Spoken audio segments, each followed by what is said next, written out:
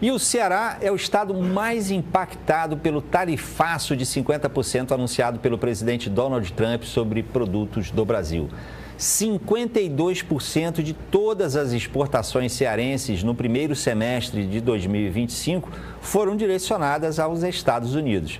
Nesse período, o estado exportou mais de $500 bilhão para o mercado americano. O crescimento foi de 184% em relação ao mesmo período de 2024. Os setores mais afetados são a indústria do aço, fruticultura, pescados, castanha de caju, calçados e ceras vegetais. O aço lidera em valor absoluto, com mais de $426 milhões exportados no semestre e uma cadeia produtiva com cerca de 10 mil trabalhadores. Empresários afirmam que contratos estão sendo suspensos e navios podem deixar de operar no porto do Pecém. Na fruticultura, o risco é imediato por ser um produto perecível com janela de embarque entre setembro e novembro. O tarifaço de Trump, se confirmado, entra em vigor em 1º de agosto. E aí, sobre isso, vamos conversar agora com o deputado federal Mauro Filho, professor do programa de pós-graduação em Economia da Universidade Federal do Ceará. Muito boa noite, deputado. Obrigado por atender a mais esse convite nosso. Deputado, o senhor já foi secretário de Fazenda aqui do Ceará e conhece bastante bem a economia aqui do estado, né? Estudos, deputado, da FIEC e do IPES alertam que a dependência do mercado americano exige a urgente abertura de novos mercados. Qual deve ser a estratégia de curto, médio e longo prazos do Ceará para reduzir essa dependência do mercado norte-americano, deputado? Cumprimentar a você, Tardan, por mais uma vez estar aqui no seu programa, inclusive com o Biagi, trazendo de Brasília também informações que são relevantes. Primeiro, precisamos dizer ao povo brasileiro e ao povo cearense que os Estados Unidos hoje já não são mais, em termos nacionais, o país que mais importa mercadoria no Brasil.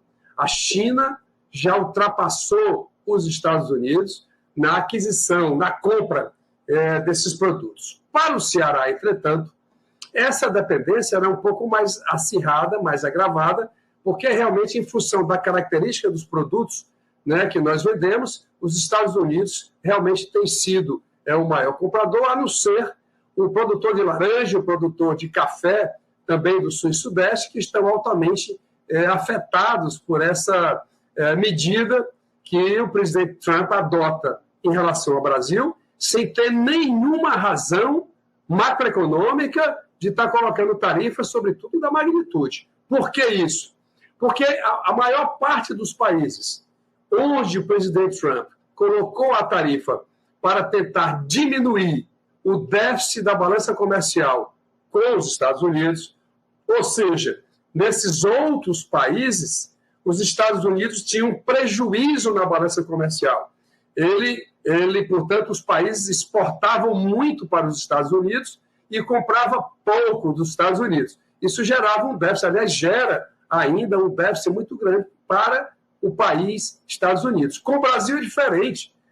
Economicamente, os Estados Unidos ele é superavitário em relação a todos nós. Ou seja, os Estados Unidos ele lucra mais do que o estado do Ceará. Mais uma vez, os Estados Unidos compra menos do Brasil e o Brasil compra mais dos Estados Unidos. Por isso que o Brasil é deficitário na sua balança comercial e não há justificativa econômica, primeiro, que tem essa tarifa, que tem a tarifa, porque a tarifa se usa para tentar equilibrar o comércio internacional, não em relação a países que esse déficit não existe. Quanto ao Ceará, isso realmente tem um agravamento, sobretudo frutas que a gente tem enviado para o exterior. E aí o que é que deve ser feito?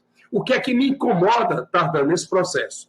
O Brasil tem conversado muito com o meio de campo, com o secretário do Comércio, com representantes comerciais da embaixada. Nada disso vai resolver a questão. Olha só, nada disso vai resolver. Qual é a minha proposta para que essa resolução, e o prazo está se esgotando, que é 1º de agosto, é o seguinte: não pode ficar nesse rame-rame e tal, Ministério de Itamaraty, aqui e acolá. Não. o que tem que ser feito é o seguinte: primeiro passo é o vice-presidente da República Brasileira, Geraldo Alckmin, conversar com o vice-presidente dos Estados Unidos, chamado J.D. Vance. Esse cara tem um alto poder de influência sobre o presidente Trump. Aliás, dizem até que ele é mais radical do que o próprio presidente Trump. Veja só como é que é esse vice-presidente. Então, esse rame-rame de meio de campo não dá certo. Eu estou muito preocupado, já fiz chegar isso ao vice-presidente Alckmin. Está na hora dos dois vice-presidentes se entenderem e criar, olha só, hein? E criar um ambiente para que o presidente Lula possa conversar com o presidente Trump. Veja os 3 maiores sucessos, né, que tiveram até agora. Primeiro, a presidente do México. Ela foi muito habilidosa e competente em tratar esse assunto diretamente com o presidente Trump.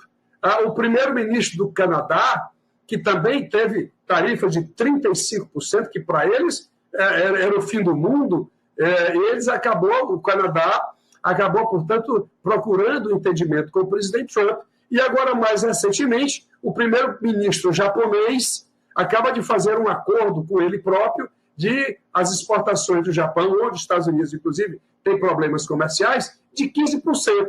Então, não faz sentido, tecnicamente, você ter essa situação de uma tarifa de 50%, talvez a maior do que eu tenha examinado depois dessas negociações, o que não pode, portanto, isso persistir. E me preocupa muito onde isso vai chegar. Ainda mais agora, para concluir, que quando ele percebeu que a imposição de tarifa não tinha razão econômica, ou seja, a carta que ele fez ao presidente Lula tratava exclusivamente da questão do Supremo Tribunal Federal em relação ao ex-presidente Jair Bolsonaro, o que não há explicação para isso acontecer, você não vai tarifar por questões políticas, por questões de interferência em processos judiciais. Sabe o que ele fez?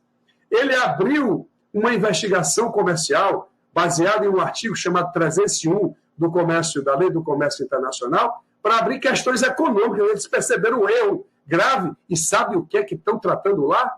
Estão querendo acabar com o PIX no Brasil, que é a maior revolução do sistema de meios de pagamentos em todo o território brasileiro. Ninguém no mundo tem um modelo tão sofisticado de pagamento como tem o Brasil. Sabe qual é a razão? Isso que vai prejudicar as bandeiras de cartão de crédito dos Estados Unidos, o Visa, o Mastercard e assim por diante. Então, esse cara, ele perdeu realmente, e eu espero que a gente possa contornar isso até o dia 1º, em ligações em níveis mais altos, e o Ceará, portanto, sair mais uma vez fortalecido de todo esse processo exportador que ele vem ganhando nos últimos 5 anos. Deputado, o senhor mencionou a questão do vice-presidente Geraldo Alckmin, né, sugerindo ele ir conversar com o vice-presidente americano. A gente viu há pouco o Biagi mencionando essa comitiva do Senado, né, indo aos Estados Unidos. E eu pergunto ao senhor, como é que o Congresso e o governo e outras áreas do governo federal podem ajudar, por exemplo, talvez adotando linhas de crédito ou incentivos fiscais para amortizar os impactos imediatos sobre empresas cearenses? Talvez intermediando uma resposta diplomática ou econômica a essa sobretaxação dos Estados Unidos. O que mais pode ser feito, deputado? Primeiro, você chegar admitindo que os 50%, que essa tarifa de 50% vai vigorar, e, portanto, já criar mecanismos de compensação financeira para essas empresas que, com certeza, se isso viesse a acontecer, teria que vingar, mas não está na hora da gente estar dando isso como perdido. O que eu estou propondo e reitero nesse momento é de que esse meio de campo não vai funcionar, Tardan.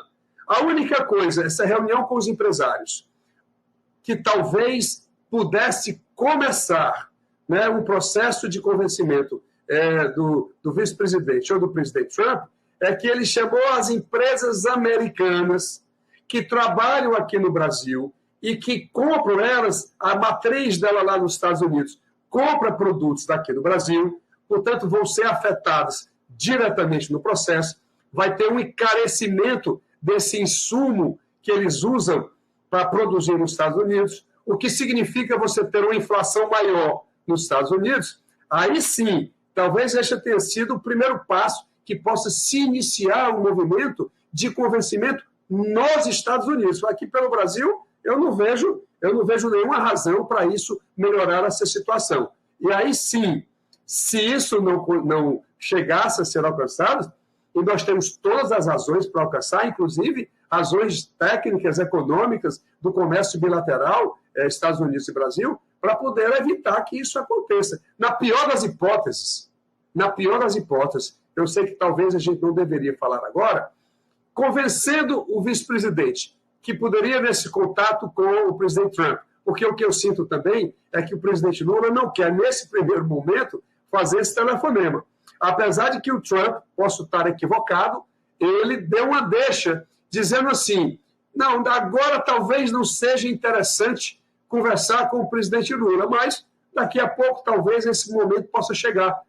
Isso é o seu papel que o vice-presidente tem que fazer nesse exato momento, porque isso, com certeza, abrirá a cabeça do presidente Trump. E segundo, uma dessas empresas que importa, portanto, por exemplo, suco de laranja aqui no Brasil, seja ele concentrado ou não concentrado, uma dessas empresas entrou na justiça americana para poder mostrar que a imposição da tarifa não teve nenhum alicerce legal e que, portanto, ela espera ganhar, pelo menos em primeiro grau, em primeira instância. Ninguém sabe, o presidente Trump está levando isso até o Supremo Tribunal Federal. Isso poderá ensejar uma discussão que reverbere nas outras indústrias e isso acabe portanto, facilitando, mais uma vez, esse convencimento. Eu acho que ele pode ganhar em algumas, em termos comerciais, Tardan, mas ele não ganhou nenhuma em relação à Universidade de Harvard. Por que ele não consegue? Cortou incentivo, cortou repasses, proibiu tudo que era possível para tentar fechar uma universidade, uma das mais respeitadas no mundo inteiro. Eu tive a oportunidade de participar lá de alguns eventos, enquanto estava nos Estados Unidos. Os americanos ficam ao lado de Harvard. Sabe por quê, Tardan? 5 dos 9 ministros da Suprema Corte Americana são oriundas de Harvard. Portanto, ele perdeu todas. E eu espero, portanto, que essa empresa americana possa abrir um caminho para esse processo de negociação. Deputado, para encerrar, queria saber do senhor o seguinte: o governo brasileiro protestou hoje na Organização Mundial do Comércio e disse que as tarifas de Donald Trump ameaçam a economia mundial. É isso mesmo?